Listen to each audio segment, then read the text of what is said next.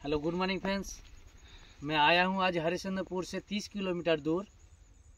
तो আমি দিয়েছিলাম এই দাদাকে এগ্রি হোমিক আর এগ্রি 82। তো রেজাল্ট খুবই জবরদস্ত এসছে, খুবই সুন্দর রেজাল্ট এসছে। তো আজকে আমি দেখার জন্য এসেছি এখানে। তো আমি তার মুখেই জানবো, দাদার মুখেই, যে রেজাল্ট কেমন এসছে।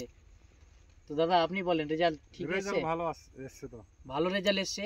তো দাদা সব কৃষককে ওটা ইউজ করা চাই।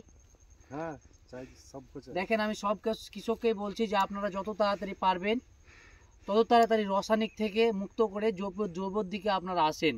আর না হলে আমাদের জমিগুলো ধীরে ধীরে শেষ হয়ে গেল। কেন?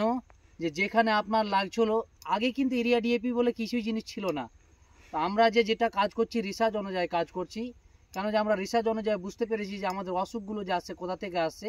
তা আমরা মেনলি রিসার্চ করে আমরা বুঝতে পেরেছি যে আমাদের অসুখগুলো যে আসছে মেনলি খাওয়ার থেকে আসছে। তো দেখেন কৃষক, আপনারা দেশ বাঁচাতে পারবেন। দেশ কেমন করে বাঁচবে?